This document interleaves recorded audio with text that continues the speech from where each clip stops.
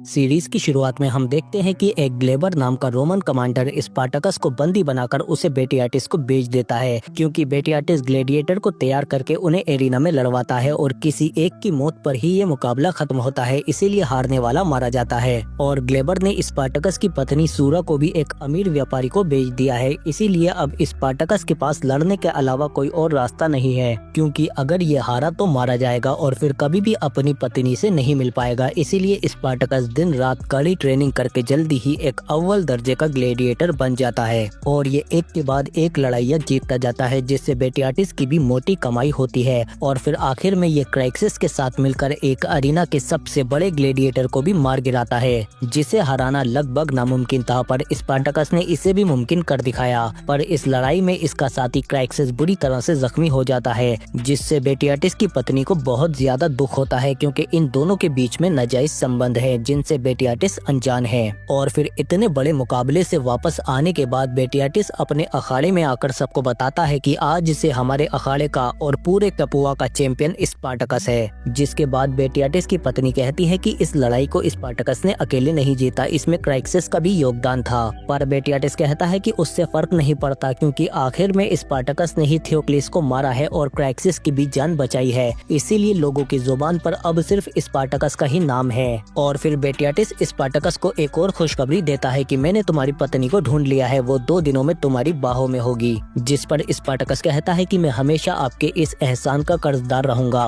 पर इसके जाते ही लुक्रेसिया बेटियाटिस से कहती है कि अगर स्पार्टकस को उसकी पत्नी से मिला दिया तो हमारी लगाम इस पर ढीली पड़ जाएगी। पर बेटियाटिस कहता है कि ऐसा कुछ नहीं होगा, बल्कि उल्टा इससे स्पार्टकस मेरा और ज्यादा कर्जदार हो जाएगा। और इधर हम देखते हैं कि चैंपियन बनने के बाद स्पार्टकस को अब उसका एक अलग कमरा भी दिया जाता है। और फिर इधर अखाड़े में हम लंगड़े असुर को देखते हैं, जिससे एंटोनियो नाम का ग्लेडिएटर अपने सिक्के मांगने लगता है, क्योंकि इसने लड़ाई में स्पार्टकस पर दांव लगाया था। पर असुर इसे सिक्के देने में आनाकानी करता है, जिस पर एंटोनियो इसे मारकर जबरदस्ती इससे सिक्के ले लेता है। और इसके जाने के बाद एंटोनियो अपने साथी से कहता है कि जल्दी ही हमारे पास इतने सिक्के हो जाएंगे कि हम बेटियाटिस से अपनी आजादी खरीद कर यहाँ से आजाद हो जाएंगे। पर एंटोनियो का साथी कहता है कि क्या तुमने ओबिडियस के बच्चे को भी मार दिया, जिस पर एंटोनियो कहता है कि नहीं, वो बच्चा अपने रिश्तेदार के पास सुरक्षित है। पर असुर इनकी ये सारी बातें छिपकर सुन लेता है, जबकि इधर स्पार्टकस अपने सबसे जिगरी दोस्त वारुस से कहता है कि